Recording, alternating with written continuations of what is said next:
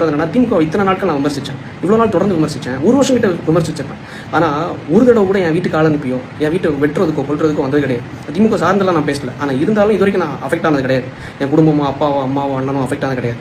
ஆனால் நாம் தமிழர் கட்சி விமர்சித்த 2 நாளில் வெட்டுறது அளவுக்கு வராங்கன்னா யோசிச்சு பாருங்கள். எந்த கட்சியை தாண்டியும் எப்படி ஒரு தற்கொலை கூட்டம், கொலகார கூட்டம் நம்ம வளர்த்து வச்சுருக்கோம். இந்த சீமானை நம்பி எப்படி வச்சுருக்கோம், இந்த சீமான் வளர்த்த பிறப்புகள், இந்த உடன்பிறப்புகள், இந்த தற்கொலை கூட்டம், கொலகார கூட்டம் எப்படி இருக்குன்னு மட்டும் பாருங்களேன். நாம் தமிழர் டிஎம்கே வாச்சும் ஐடி விங்கில் தான் விளையாடுவாங்க. ஆனால் இந்த நாம் தமிழர் கட்சி, அதுக்கு முன்னாடி தான் இந்த சுனந்தாங்கிறவங்க வந்து நாம் தமிழர் கட்சியோட ஐடி விங் செக்ரட்டரி, மாநில செக்ரட்டரி, எனக்கு காலில் மெசேஜ் பண்ணுறாங்க, you will face the consequences அப்படின்னு சொல்லிட்டு. நான் அந்த கான்சிக்வன்சஸ் இதுன்னு தெரில.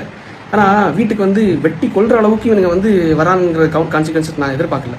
சரி, ஓகே, பரவாயில்ல. கடைசியில் சட்டியோட உட்கார வச்சாங்க மக்கள். இது பண்ணி போலீஸ் கம்ப்ளைண்ட் கொடுத்துருக்கோம். அம்மா ஹாஸ்பிட்டல் அட்மிட் ஆகிருக்காங்க. என்ன பண்ணுறது? மக்களுக்காக பேசினா வீட்டில் அப்பா அம்மா யாருக்கும் நிம்மதி இல்லை, எதுவும் இல்லை. ஒரு அட்வொகேட்டாக இருந்து நம்மளை இது பண்ணியிருக்காங்க, வீட்டுக்கு கொள்ள வந்திருக்காங்கன்னா, ஊர் மக்கள் வந்தனால, என்னோடய சொந்தக்காரங்க வந்தனால தப்பிச்சோம். இல்லைன்னு வைங்களேன், இன்றைக்கி நான் உயிரோடு இருந்திருக்க மாட்டேன்.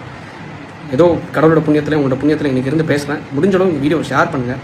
முடிஞ்சளவு இந்த தற்கொலை நாம் தமிழர் கொலகார கூட்டத்தை எந்த அளவுக்கு மக்கள் நீங்கள் நம்பி போய் போடுறீங்க இல்லை, நம்பாதீங்க இந்த மாதிரிப்பட்ட ஏமாளிகள். நன்றி, வணக்கம்.